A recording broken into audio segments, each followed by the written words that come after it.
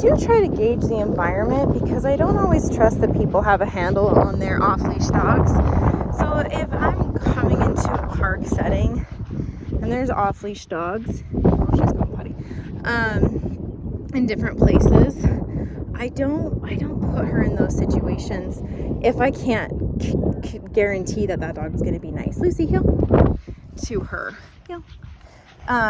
Because I don't feel like that's fair to be like, here, let's see if this is going to be, kosher, or is this going to be like an MMA fight? Like, I don't always know. Not all dogs are nice, and she's had pretty good experiences with dogs. I want to keep it that way. Unfortunately, sometimes I hear horror stories where dogs go off to dog parks and get into a dog fight, or they're attacked, and then from that point on, they're dog aggressive. And so I don't want, with a young dog, to put them in those situations where they feel like they have to make decisions on defending themselves. So I have a formula that we can talk about on how to properly introduce dogs, because it's unrealistic to expect our dogs to never engage with other dogs, but there is a proper way to do it, and there's a way that can lead to kind of a traumatic situation. So now that we're out in the open, we don't have a fence. Dogs know these things. They know when they're on a leash. They know when they're on a fence, behind a fence. I'm still having her drag that leash, but slowly the progression would be like taking the leash off, or maybe going to like a 30-foot long line or something. Whereas if we needed that leash, good girl, Lucy, down. We had it, and the more stimulating things in her environment, the more I'm going to need to be prepared to follow through. So right now there's just kids playing at a distance over at that park, but like if there was an actual soccer game going on, I would probably want to be a little bit more cautious about how much off-leash freedom I would give her, especially if she hadn't practiced it in that situation before.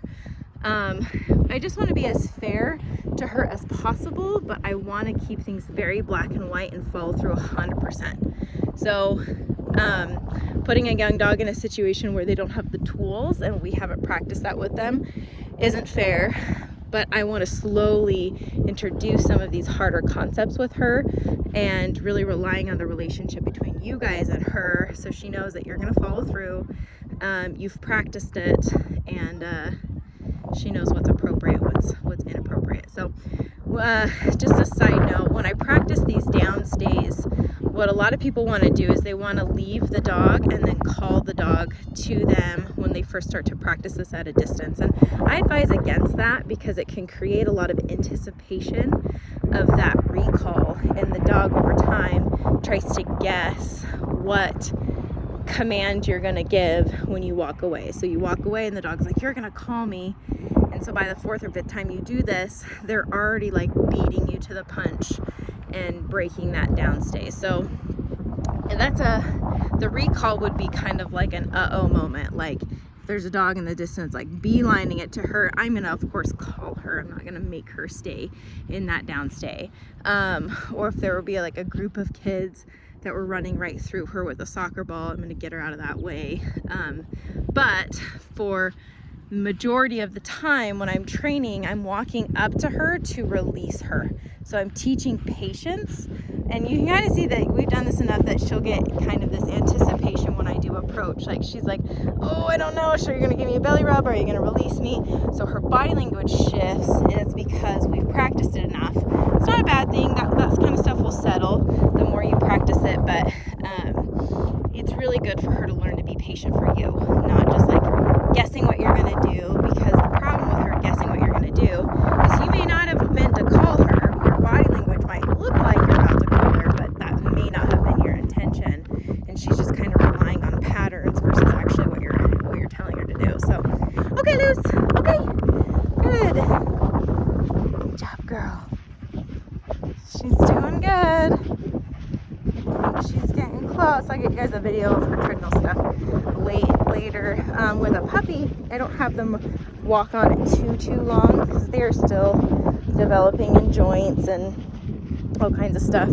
Lucy down. I don't have them run on it, but have her walking at kind of a just below a trot, not even like crazy walking, just getting used to it. It's actually really good for her little ADD brain because she can't focus easily, and we talked about the ADD mindset, as most dogs are ADD until we teach them to focus on one thing, just because of their human nature. But having her, or excuse me, their animal nature versus our human nature.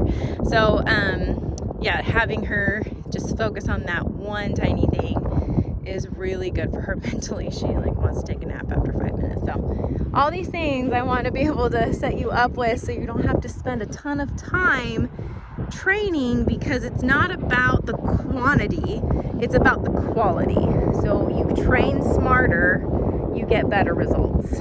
It's not about putting her in situations for long periods of time. We want lots of good situations and lots of opportunities to do training, but it doesn't require a ton of time to get that good quality. So really good. We've got like a little trail over here. There's a little girl on a bike. We had some distractions, but not a ton, because I think this is the last week of school.